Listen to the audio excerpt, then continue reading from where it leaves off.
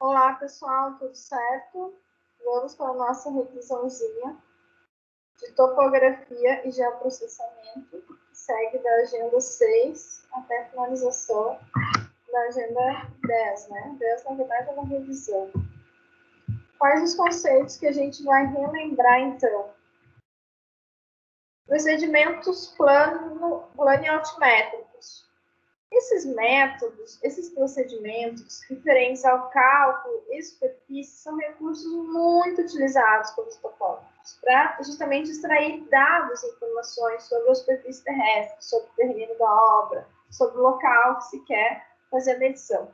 Com essa aplicação dessas relações matemáticas e a utilização de equipamentos analógicos, e principalmente os mais sofisticados, que são os digitais, é possível medir e registrar os objetos e os elementos de interesse do espaço geográfico. Aqui nós temos alguns tipos de poligonais. Por aqui você consegue executar o cálculo de área por caminhamento perimétrico.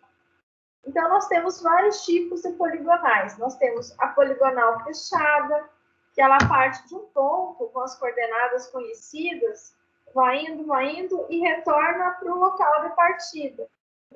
Ele faz um fechamento angular e linear. Você pode fazer a leitura pelo perímetro. Aqui nós temos uma poligonal quadrada. Parte de dois pontos com coordenadas conhecidas e acaba em outros dois pontos com coordenadas conhecidas também. Então, eles acabam se encontrando no meio do caminho. E a última, a poligonal aberta, ou seja, parte de um ponto com coordenadas conhecidas e acaba em um ponto cujas coordenadas se quer determinar. Então, não é possível verificar os erros, porque a gente já não sabe o valor da última coordenada. Outro método muito utilizado é o método por irradiação. Esse método é a posição dos pontos irradiados, determinado por um ângulo e uma distância a partir de um ponto da poligonal principal, conforme a figura. Então, nós vamos utilizar tanto as distâncias quanto os encaminhamentos angulares em relação a essas linhas de distâncias favorecidas no local. Aqui nós temos o nivelamento geométrico. Os trabalhos altimétricos ou nivelamento do solo destinam-se a determinar a altura de seus pontos em uma superfície nivelada. Quais são os tipos de nivelamento geométrico, então? Nós temos o nivelamento por ponto médio, que é o mais recomendado e é o único que elimina erros sistemáticos do nível. Então, esse a gente utiliza muito na construção civil. O nivelamento por estações recíprocas, esse método permite estacionar primeiro em um dos pontos, para não estar aferindo o outro ponto também. Então, se faz um ponto de cada vez, né? O nivelamento longitudinal simples, os pontos são definidos ao longo de uma linha. Nós temos o nivelamento radial simples, ele é muito semelhante ao longitudinal simples, mas a diferença é que os pontos são distribuídos em uma área e não numa linha reta. Então, por isso que acaba sendo o nivelamento radial. E nós temos o nivelamento composto. Os pontos cuja inclinação deve ser encontrada estão localizados a uma grande distância e uma série de pontos intermediários deve ser coletado até chegar ao ponto final.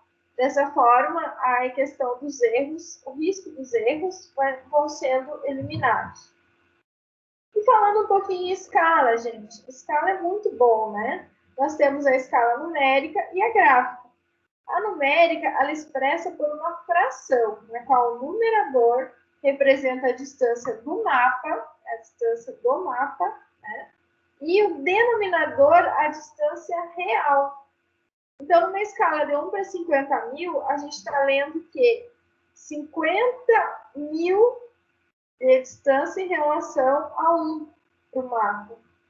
Então, a nossa superfície ela foi reduzida 50 mil vezes para 1 centímetro.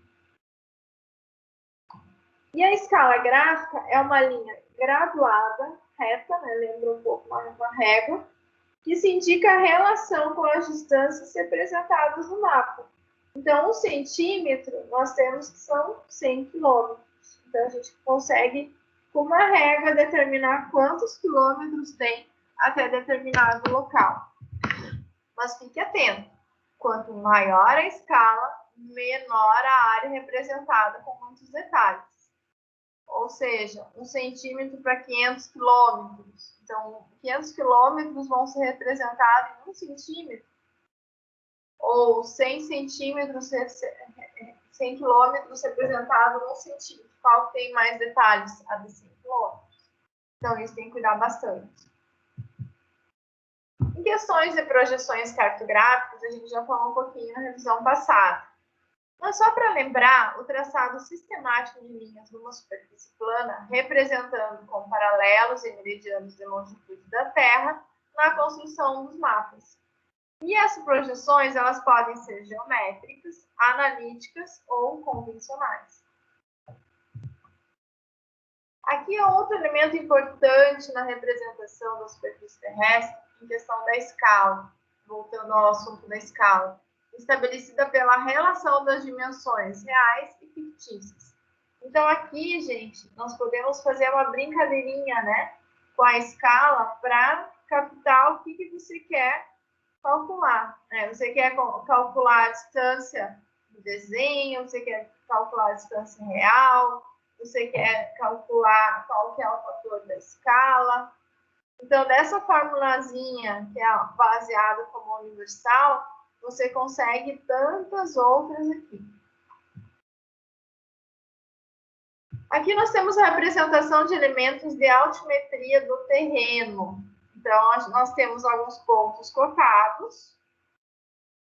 E, em contrapartida, nós temos esses pontos cotados representados em curvas de níveis mestras. Então, é possível verificar quais são as curvas, quais são os níveis que estão ocorrendo nessa projeção cartográfica aqui do local. Em continuação, nós temos um método que está muito utilizado hoje em dia devido às altas tecnologias, que é o sensoriamento remoto. Então, essas imagens são obtidas à distância, o sensor não tem contato físico com o objeto, eles são embarcados em plataformas terrestres, aéreas e orbitais. Nós temos o drone, né? O drone está sendo muito utilizado. Quando faz essa captação de distâncias, de pontos, para a realização do mapeamento, é possível fazer por estruturas vetoriais e estruturas matriciais. A vetorial é aquela dada por geometrias, ou simplificadamente os desenhos, né? Para representar os fenômenos, objetos, dos elementos da superfície da Terra, que se quer mapear. Então, aqui ficou um pouquinho ruim o print da imagem, mas dá para verificar correto qual que é a intenção da estrutura vetorial ou modelo vetorial.